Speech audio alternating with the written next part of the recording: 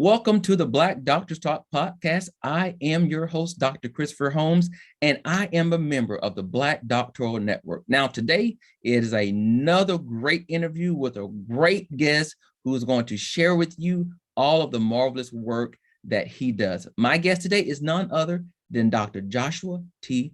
Batchelor. You may be asking yourself, well, who is Dr. Batchelor? Who is this guy? Well, he is a passionate educator, you guys. And not only that, he is an educational reform leader. This man believes in change. And that's what we're going to talk about today. Welcome, Dr. Batchelor.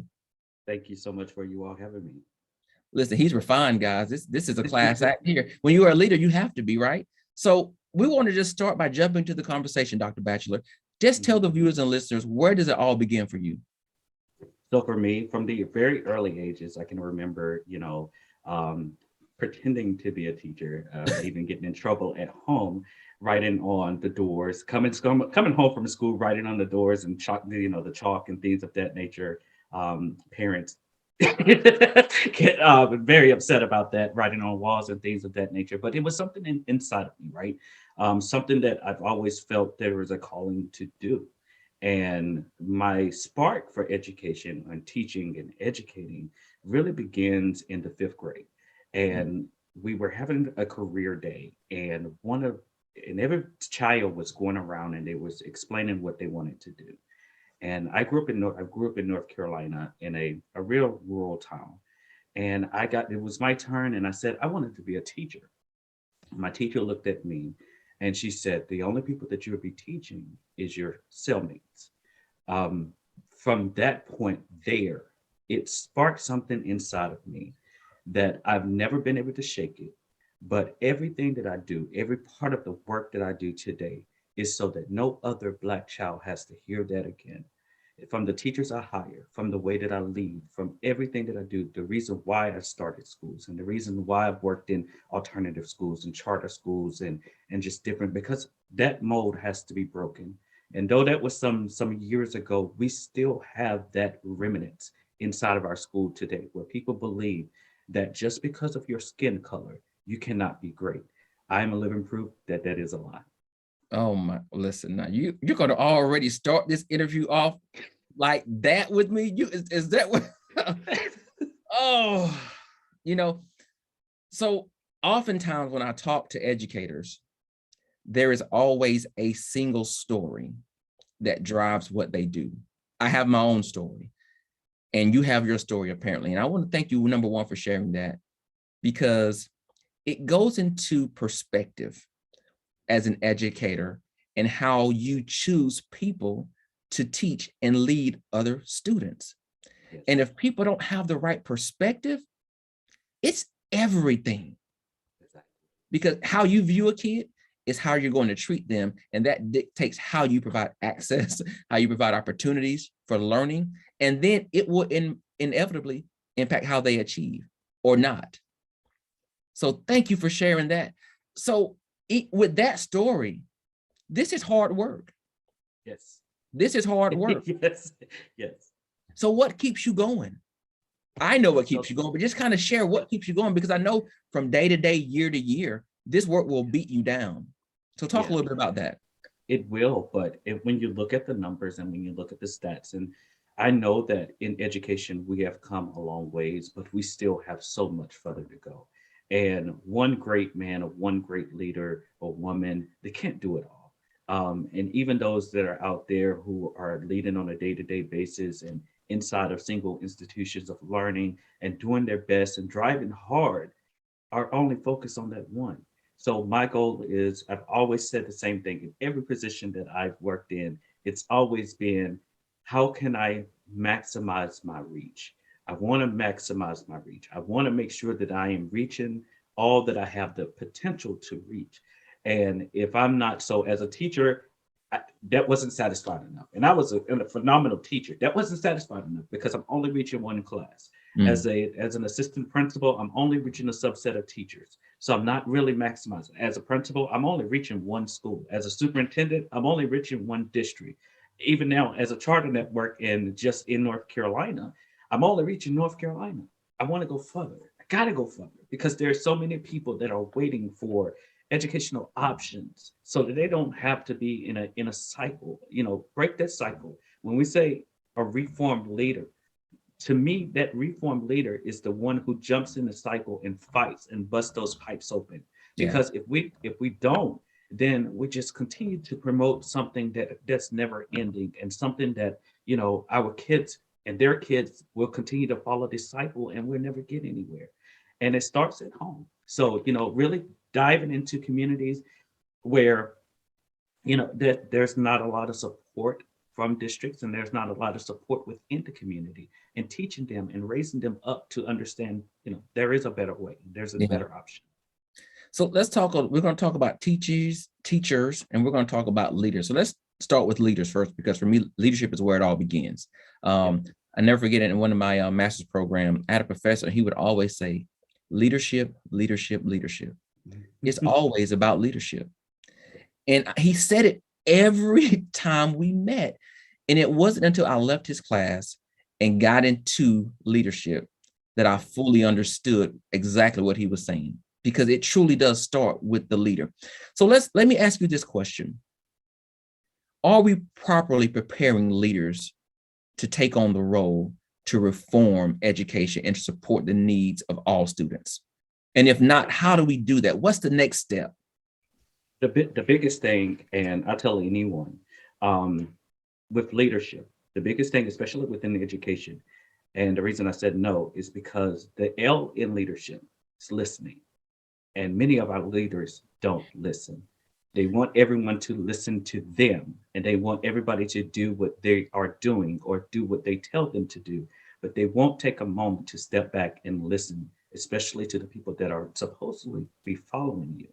And we can get so much further if we take a step back and listen to our stakeholders, teachers, students, parents, and not just the surveys, right? I mean, every school gives out surveys, and fill out these surveys. Let me find out how we're doing as a school, and that's fine. But what's beyond the survey? What are they saying? What are they telling you? How many times are you sitting down with these individuals and having one-on-ones without talking, Yeah. without you talking, and just allowing them to speak and allowing them to validating what they are saying, not just doing it for formality. We've got to the point now where we train our leaders to sit in classrooms and do teacher observations and give very blanket feedback. How is this benefiting the teacher? Yeah. So with that, when you have these one-on-ones after you do an observation, what is the teacher saying about this one-on-one? What did the teacher, how is the teacher growing from this one-on-one? Yeah. How are you able to guide and coach them through this? And it's not happening.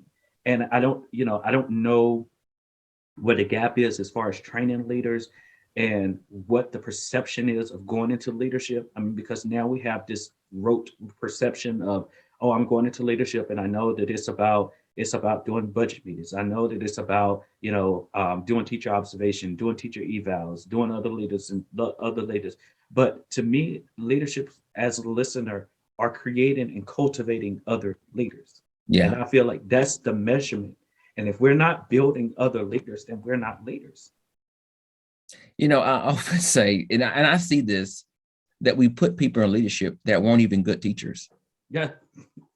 Yes. They were horrible teachers, Yes. but they're ready to go into leadership. But Yep. what are you leading? Because you don't know instruction, you can't support it. As you said, you can't grow teachers. So what is a likelihood that that outcome in that environment is going to skyrocket to high levels of performance? Not likely. It's not. Not likely. I want to And talk about this. I talked to another leader, and she talked a lot about, as a leader now, it's more about serving, being a servant leader. And it speaks a lot to what you're saying about listening, taking the back seat, not saying the answer, seeking the answers, building a community of trust, and seeing your teachers as collaborators and partners, not as just followers. Talk a little bit about that. it's always been about servant leaders.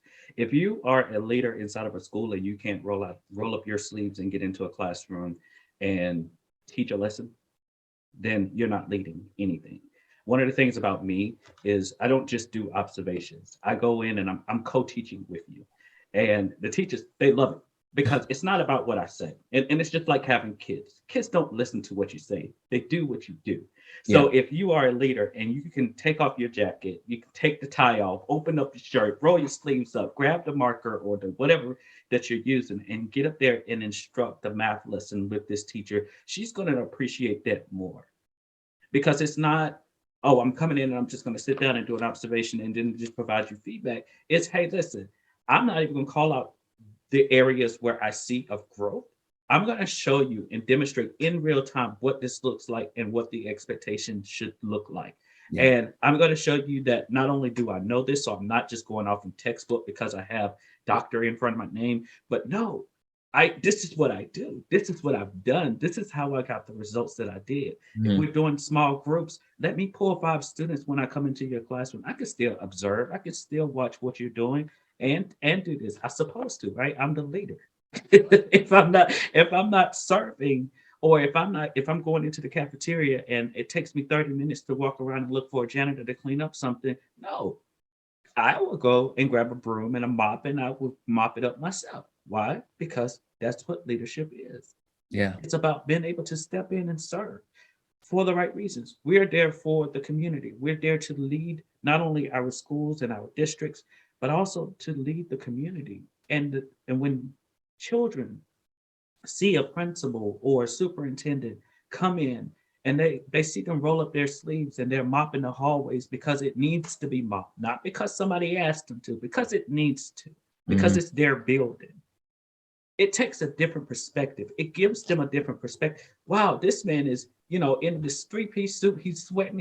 You can see the sweat rolling down. But he's grabbed this mop and he's mopping the floor. Yeah. But and he's the head of the schools and he's doing this. And the only thing that's asked of them is to learn. If he can do this and he's right there, then I can definitely do what's asked of me. Yeah. But walk into schools today. And how many schools do you see that this happen? How many schools do you see the leader actually one there, and beyond being there, being present, and then being a servant leader inside of the classrooms, teaching with teachers, in the cafeteria, serving food if they have to, if they're Yeah. short.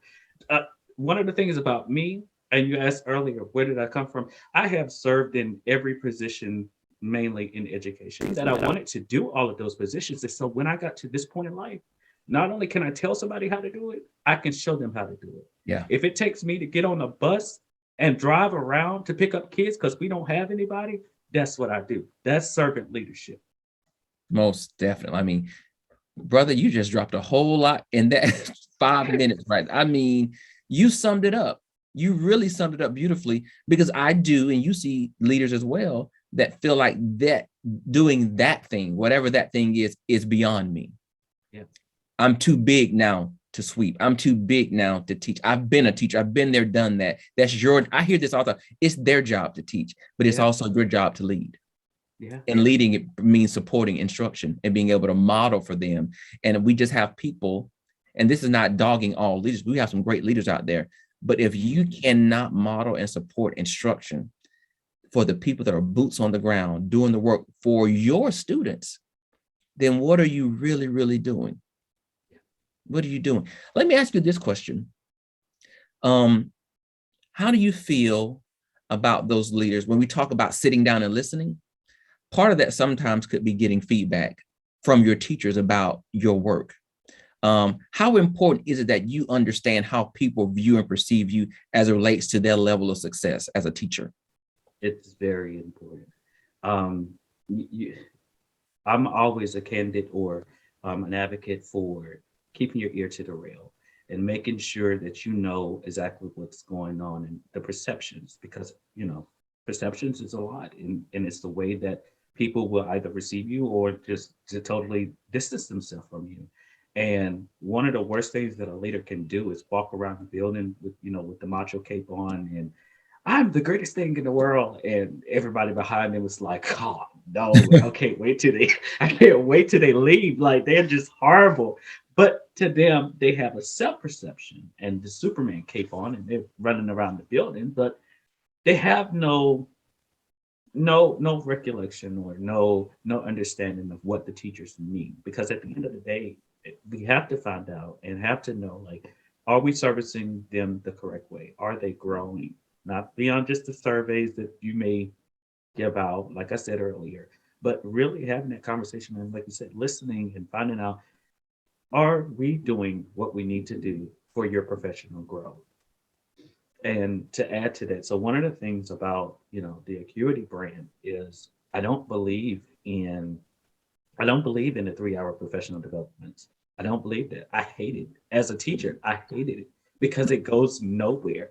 Yeah. It's just so painstaking. And you just have somebody talking to you for 3 hours, and you just like, by the first 15 minutes, you're like, okay, I got this paper to grade. I got this parent to call back. I got this to do. I got this to do. So the whole, when I say reform, everything is Yeah. twisted. Everything is shaken up because professional development should we tell teachers to differentiate, right, for students, yet we give teachers all the same professional development. Yes. As a teacher at the beginning of the school year, I used to hate it. Like, I've never had a problem with classroom management. I can go into a classroom and I can teach and all of this great stuff. Only one child I ever had to write up because of the fact of they were fighting, and that was my third year teaching ever.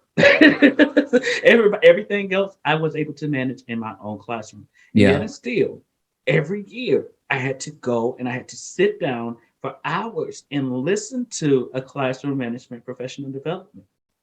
Now, here's my problem, because I could have been using that time to really engage with my parents. You could have been using that time to increase my skills as an educator and check for understanding questions and different tactics to do this. Something that you're going to try to put off at the middle of the school year. We've Mhm. already wasted half of the year. The whole is being connected and being intentional. Yeah. Most definitely. I definitely agree with that. Um, because every teacher does not have the same need, but we put them in one bucket because Yep. why? It's the easiest thing to do, right? And I see this all the time where we have low performing schools, but we seem to have high performing districts. So district leaders, principals get all these awards and accolades. But it's like, how are you so successful, but your teachers and your students are not?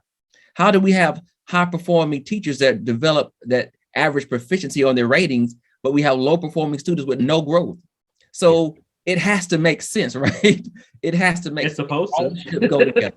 Yeah, it has to tell a story. Now, I know some of the things that you shared earlier about being a great instructional leader, those are the kind of things that will sustain a great staff because teachers respect the work that you do. Now, here we are among the pandemic, and it has really accelerated the teacher shortage. Yep. So how do you now not keep what you have? Because principals like you or leaders like you will keep teachers. How do you attract good teachers to come to your environments? Beyond it listening, we have to look at you want the candid answer. First of all, no, you want the textbook answer. I want the Like candid one the because candid somebody's answer listening is, and they're struggling with that. And they think, I need teachers. How do I get them here? yeah. So the first thing we got to do is keep politics out of the classroom. If they're never taught inside of the classroom, as a leader, you got to know when to shut your door and tell your teachers that, you know what, we got to do what's best for our kids. And this whole political, all of this other stuff, it's not going to fly with our school. Take control of your school. Shut your door and do what you need to do for your students. At the end of the day, Yes. these politicians, they never taught a day in their life. And you can't meet the demands of students and the demands of everybody else that's outside of the school at the same time. You are only one person, one school, one leader, one teacher. You only have a limited capacity. Understand where your capacity, understand why you are there. And then once you understand why you are there, operate from there, move forward from there. Because if you try to satisfy these politicians who don't care anything about especially low income students, no, they don't. And I said it, and I'll go on the record saying they don't care, because you wouldn't pass mandates that make it even more impossible to teach correctly Yeah. and teach how you're supposed to if you care. Most definitely. Oh my God. Now you Now you start talking about students in poverty. Now you're trying to get me, you're trying to get me going here. But I love that. Keep politics out of the classroom. It has no place. No. Because no matter what you think, politics does see color, and politics does see money and power. And for many of our students, that means they're obsolete in the eyes of politicians, and some of the policies are passed through in terms of education that don't impact them in a positive way. So I totally agree with you. So let's keep going. Let's do a little bit deeper about you. Yeah. Who has made a tremendous impact on you to kind of drive this work? So there's so many different individuals, but if we're talking in that bucket of poverty and African American students, it always starts with, for me, Booker T. Washington, right? And the work that he produced based off of just the subset of students that he wanted to serve. And then the many leaders who came after that and picked up the work and picked up the baton. I was reading the other day, and it said there's 12 pioneers in education right now. And out of the 12, there's only one that was servicing African American students, and that was Booker T. So it leaves room for more, right? And it leaves room for a 13th. But how do we expand it? So looking at all of the ones who's trailed after them, they're not even mentioned. So and there's so many that's doing it. Uncommon Schools, all of these other schools that are in urban communities, these leaders and these charter runners and these district leaders who are serving underprivileged, like, their names should be there. Yeah, it really should be there. And we should be able to see all of these individuals who have made such a tremendous difference, but it's not there. So with platforms like this, I believe we'll get there where we see individuals and add to that list of pioneers, especially for the African American community. Most definitely. What's one thing you wish you would have known earlier on in your career?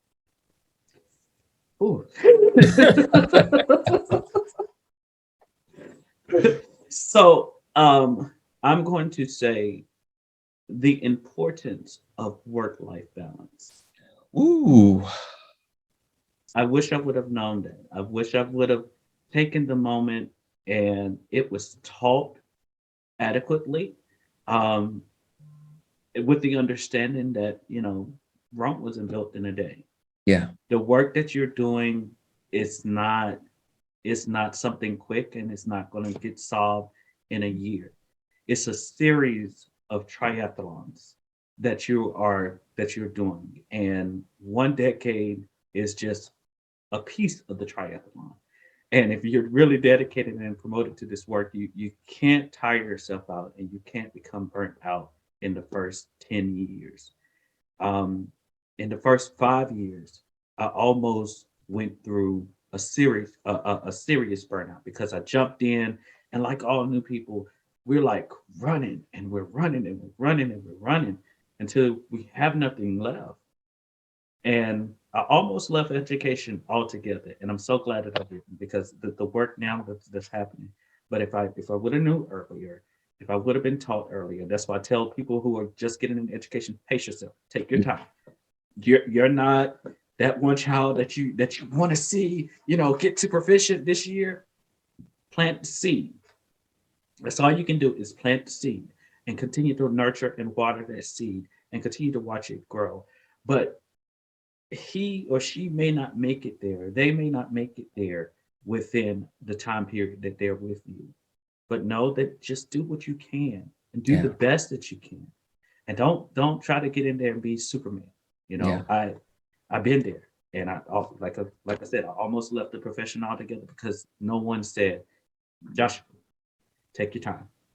Work-life balance it's so critical and important. Go to work, do the best that you can, go home, live a productive life. But make sure you rest, make sure make sure you're eating right, make sure you're taking care of yourself. Because the reality is, once you're dead, that's it. That's it. So it's interesting that you said that. So in one of the pieces of work that I do, I work with a cadre of young teachers. And in one of my most recent conversations, there was a young lady who was really, really, really concerned. And she wanted to talk about What could she do differently to help her students when they leave the school? And this is an impoverished setting, and she's really pouring into these kids and mentoring them and being that surrogate mother for them or big sister. But she's finding that some of her students, when they leave school and go back to their communities, they're finding themselves in trouble, and they're getting incarcerated or find themselves in difficult situations. And she was taking ownership of their behavior beyond her. And what you just said is what I told her. Do what you can do while you're here with them. That's where you have control. When they leave you, you can't blame yourself or hold yourself accountable for their actions when they're not in your presence. That causes burnout, because not saying you don't love them, but when they're constantly on your mind and on your heart, you're not able to just breathe and live your life. You're constantly living the life of a teacher, and that will extinguish you in an essence. And so I told her, you have great potential. I love your commitment. I love your heart, but you have to know when to let them go and when to pick them back up, because you are a person. And I told her, we need you for the next 30 years. We need you because it's people like you that bring that energy, that passion, that vigor to it. We can't afford to lose you because you're overly committing yourself to something that you cannot control. And so I love that you said that. Burnout is real. One of the things that I tell educators and leaders, it is on the same notion of work-life balance. I said there's a lot of situations in education and where individuals end up doing crazy things because they don't have an adequate work-life balance. If you're say for instance, if you're teaching in a school and you start as a human, you hit it, you said as a human being, and you start developing feelings for teachers and other people and all of this other stuff, and some people, even students, they may be, it's horrible, but it happens. And I'm committed to talking about it because we need adequate work-life balance training so these things don't happen. And just like you said, you keep the students on your head, your mind, and all of this stuff like this. And then the next thing you know, you wrapped up into something that you can't get out of. And you're now sitting behind bars because you made silly mistakes. So as for me, as a leader, there's a certain point, and I don't care if you're running copies, I don't care what you're doing. The building closes. You're not staying here past a certain hour. We're going home. Yeah. And we'll come back the next morning and we'll do this again. And I do that because if it's not done, some people would just spend their life and dedicate their life. And I've done it myself. I've been there. I was there on a Saturday running copies. I was there at 6 o'clock in the morning when students didn't even get there to 8, running copies and doing all of this, and there to 7 and 8 o'clock at night. I did that. No work-life balance at all. Yeah. Burnout.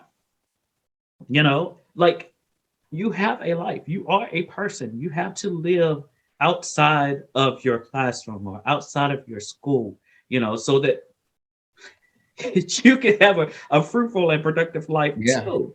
You deserve that. And that's the message that I tell any new or current and existing, because we still have a lot of existing people that are still doing this practice, and it's not healthy.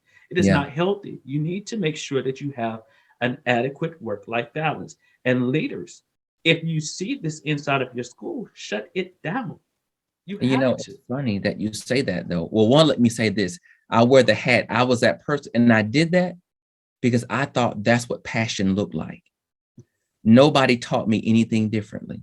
Yeah. And I had principals, and I know principals that brag on the fact, well, my teachers stay in the building all night. They work all night long. And I like the fact you just called them out and said, shut it down. Yeah. These people need to go home. Yes. If you want them to come back, refueled and energized for the next day. Exactly. And so people are showing up on empty, thinking they did the right work by staying at work till 9 o'clock that night. No. Wow. Yeah, I wore it. I did it. I thought that was passion work, and that's what it looks like. What did you accomplish when you did that? What did you accomplish? I was exhausted. I tell people I didn't really take my first breath as an educator until about year 13. Mm-hmm. That's when I first learned to breathe. Yeah. I was on go from the time I hit the ground until about 13 years in. And I realized this is not healthy. I cannot continue to operate like this. So I had to make a shift because I knew I could still be effective, but just in a different way. Yep. And that's And what I what had if to we learn. and what if we took that right there and we taught that in year one or teacher education? This whole shortage, it wouldn't. I feel that it wouldn't exist Yeah. if we taught teachers first before we just dive into content, before we just dive into everything else, how to breathe, how Yeah. to just take your time, how to have a work-life balance. I mean, because when you look in corporate America, they promote that, right? We promote that you take so much time off. Why do they do that? So that individuals don't burn out, so they can take care of their human capital. Education is the one of the only ones who feel that makes it seem as if they don't care about human capital until human capital isn't there. Oh my God. Oh, see, you got to tap into a whole other thing. So here's and I'm just going to say this, and we don't have to really talk about it, but I just said this yesterday. We talk so much about wraparound services for students. Yes, We need wraparound services for teachers because our yes, teachers are humans who are having lived experiences outside of the building that they bring with them every day that we don't even know about. exactly, exactly. They And need somebody to talk to. for example, so I was a fifth grade teacher, and nobody knew that I was teaching and I was homeless too. Nobody knew that I was staying in my car and showering at the gas station and coming to work and still putting on a suit and coming to work. Nobody knew that. Wow. Wow. But we provide so much services to the students and to make sure that there's so many things. And so now as an educational leader, I'm not prying into teachers' lives because you Mhm. don't need to do that. But you do provide a certain level of services so that teachers can, utilize whatever they need to do. If Yeah. they're having issues, there are places where they can go to and they can turn, they can talk, they can get the help and they can get the assistance that they need. We have to invest into those things. Like I said, investing into human capital. Yes, yes, most definitely. And and people say, well, that's a business aspect. No, school is a business. We're dealing with adults. Our products are our students. They're just Exactly. not, pieces of plastic or technology. These are the best products we're going to ever produce. It Yep. happens in school buildings every day. Um, Share this with me. What has been your biggest challenge to date, and what did you learn from it? The biggest challenge, I would say, is to really getting individuals and communities on board to understanding the importance of education, especially in the African American community. And I've been in communities where Jordans were more important than Mm, studying. And it pains me, and it's still a challenge because individuals don't understand. And we have so many that are outside of the African American community now because the number of African American students is climbing, right? Before that's going to college is climbing. So now we turn on the TV or radio or whatever the case may be, and you hear, "Oh, college isn't important. You need to go to college. You don't need to do all of that. That was something that you needed to do. You don't really need no degree. You can become a social media influencer, and you can make money. You can make money. So they're throwing money so that now all of a sudden, because there's so many African American graduates, college is no longer important. I wonder who's behind this. yeah. And then in communities, they're saying, "Well, I don't want to go to college. I've recently, I worked at a high school, and they was like, I don't want to go to college. I don't need to go to college. What's the point of going to college? Yeah, but what do you fall back on? Yeah. And then trying to tell the parents and trying to get the parents invested, those individuals who bought into this whole notion of you don't need college. There's always a way that you can get this, and it's a challenge, but it's a challenge that I'm worth fighting for, Yeah. because beyond college, the education that the true education is about critical thinking. And it's not just about college, but it's about critical thinking. And it's about being able to solve complex solutions collaboratively with the people that surround you in a global society. And if you can't have a face-to-face conversation because you decide that you don't want to learn, I mean, because we got to pinpoint and take out and, well, dissect exactly what the college experience is. Yeah. It's not all about the grades. It's not all about the titles. It's not all about the degrees. But what does the experience teach Mhm. us? And inside of schools, what is it teaching us beyond just content? Because everybody just want to pinpoint down to content, but there is so much more. I Yeah. mean, you take the generation now, a lot of the generation now, they can't even sit down and have a face-to-face conversation with you. They can get in your comments online and they can go for days. But you tell them to come to your office and sit in front of you, or you invite them out for coffee, and the whole time they fidgeting because they Yeah. don't know what to do. Like social anxiety is at its all time high, Yeah. but nobody's talking about that, right? Yeah. These kids totally shut down when it's time to have a face-to-face conversation, or when you ask them, what's important to you? What Yeah, do you value? yeah. What are you passionate about? They can't tell you. But they can tell you what's No, hot on social media. They can tell you the new dance craze. They can tell you about hot celebrities. They can tell you what's popping on Twitter or Instagram. exactly. But the things that really matter, are we talking Yeah. to our kids about that or giving them the Mhm. opportunity to have those conversations? And we're not.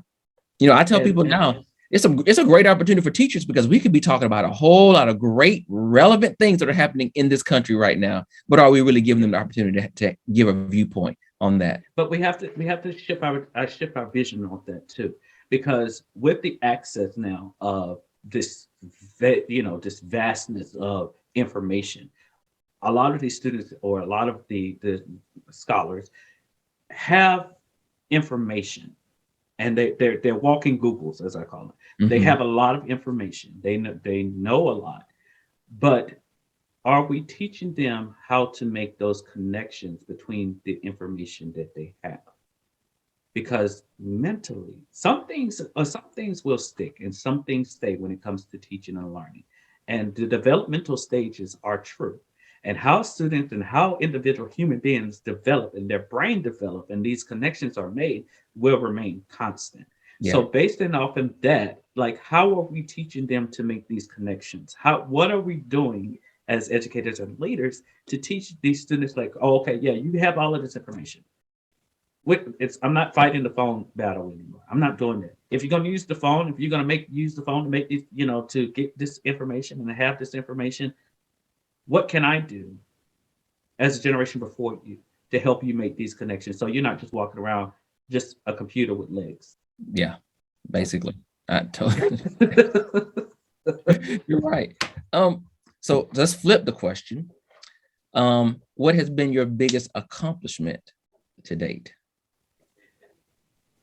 So many. So beyond.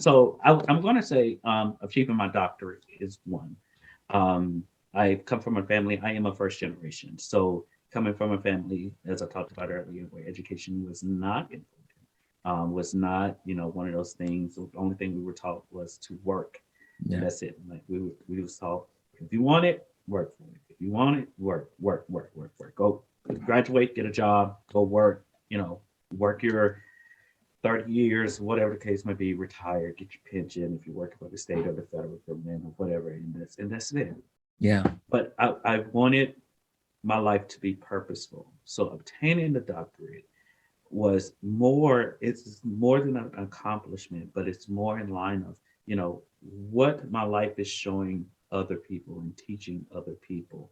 And so, not coming from a family where this is promoted or anything of that nature, and being able to talk to individuals that comes from similar backgrounds as myself and say, listen, no, it's not easy, but if you put how you put yourself and what you decide and focus on, you can go and get it. And then after that, launching a whole charter network, that's something that most people don't want to do. Because the work behind it is incredible, and there's a lot of stuff to do, and there's a lot of late nights, and there's a lot of stuff. But those accomplishments come from a dedication, a hard work, and a passion that extends beyond myself. Yeah. Great. And he didn't say a charter school, guys. He said a charter network. For those of you all that may Yes, have missed that, I want to yes. make sure I highlight that. This is just not a charter school lead. This is a charter network leader. Okay. Let's go ahead and put that out there.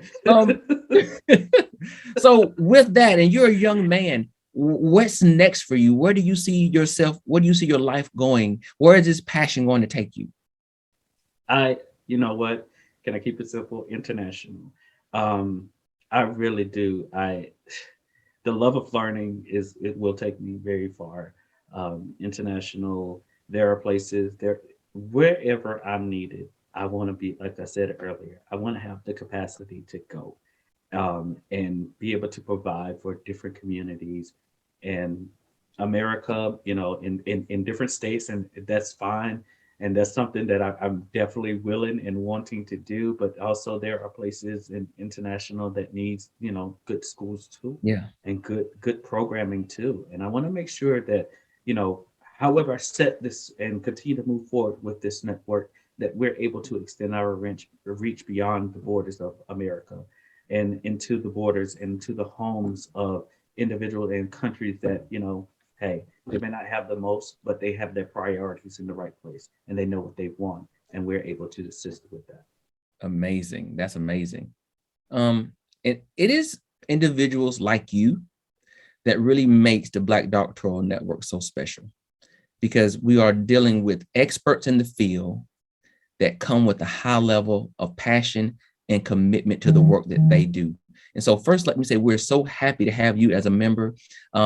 You coming here and sharing with us today is what we are all about, because your words simply provide access to people that need it. And so again, thank you. So let's talk a little bit about BDN. Talk about your affiliation with us. How has it enhanced your career? What are you excited about as being a member of the Black Doctoral Network?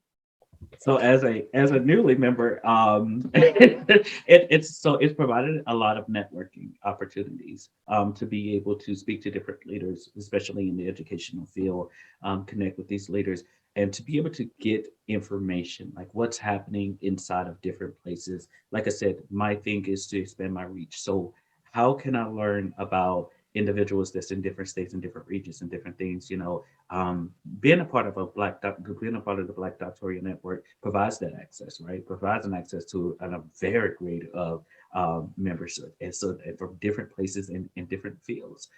What's the biggest question that when I reach out to individual, what's important right now that you feel that students need to learn?